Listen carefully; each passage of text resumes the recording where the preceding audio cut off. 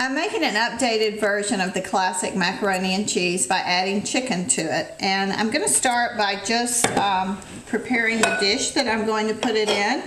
I'm going to just lightly butter the dish with about a tablespoon of butter. And I'm using an oven-proof casserole dish. If you are making this for your family, you can just do it in this large dish. It makes it much easier. But a lot of times if I'm having company over, or I want to do something special for kids that are visiting me, I'll make these little individual ramekins. And you do the same with that. You just want to butter them very lightly with a little bit of butter. And then these can get set aside until you're ready to use them. We're going to use penne pasta to make our creamy mac and cheese. And you want to cook your pasta by first bringing a large pot of water to a boil. And then you want to salt the water. After it comes to a boil, we're going to use about ½ pound of the pasta. You want to put it right in the hot water. And you want to have enough water in your pot that it can move around easily. And when you put the pasta in, you just want to give it a quick stir so it doesn't all settle on the bottom of the pot. And you want to do this a couple of times while it's cooking. And this is going to cook for about 8 or 9 minutes. I'm going to start making the sauce by melting a little bit of butter and olive oil in a saucepan just until all the butter is melted and it's hot. And I'm going to add 1 onion. My recipe calls for a yellow onion, but I did not have a yellow onion, so today I'm using a red onion, which will be fine. It'll add a little nice color to it. And you just want to saute this over medium heat for about 3 or 4 minutes, just until the onion has thoroughly cooked. When the onion is nice and translucent, you want to add your garlic, about 2 cloves, and saute that for about a minute more. You don't want your garlic to get brown. It'll give it a bitter taste, so make sure you don't brown your garlic too much. And then we're going to add 2 cups of whole milk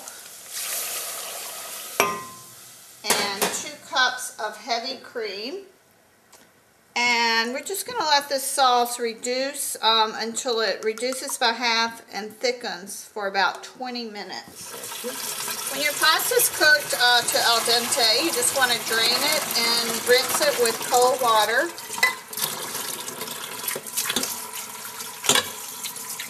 Just to get a little bit of that starch off.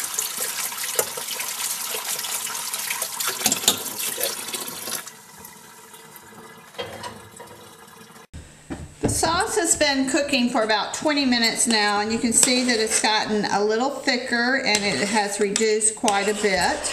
And while the sauce is still hot, you want to add your cheese. We're using about 2 cups of grated, a nice sharp cheddar cheese. And I usually save about a handful of the cheese to put on top.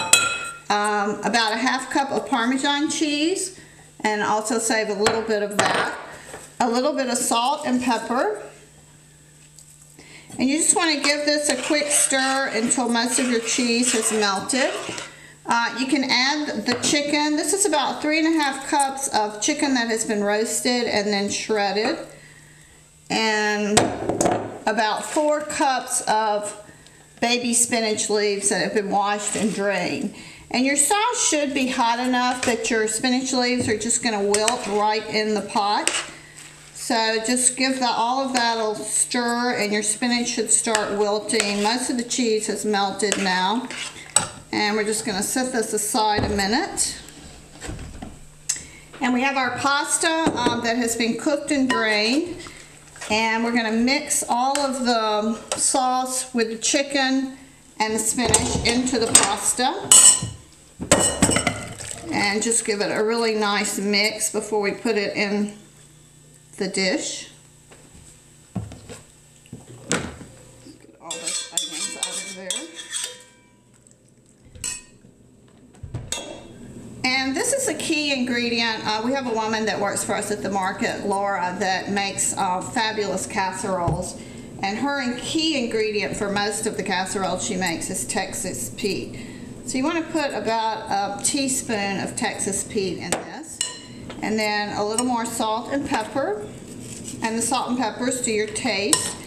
And then just give everything a nice stir so that the chicken and the spinach gets mixed thoroughly throughout. It smells wonderful. And then this is going right into our prepared dish and right into the oven to bake. The dish has been buttered. And you can see it's pretty wet now. That's the way you want it, because what will happen as it cooks is the pasta will absorb all this nice, wonderful sauce. And it'll be even thicker and creamier. And then just sprinkle the reserved Parmesan and cheddar right on top before it goes into the oven. And it goes into the oven for about 40 to 45 minutes. The oven's been preheated to about 350 degrees. The mac and cheese has been in the oven for about 45 minutes now, and you can see everything is nice and set. You want to let it set for about 5 or 10 minutes before you serve it. It'll just be easier to serve, and all the flavors will be together really well. And you just want to serve this as is. This really makes a meal in itself with a nice mixed green salad. You could sprinkle a little additional Parmesan cheese on top if you like. And this is a really hearty meal. It's one of those one-dish dinners.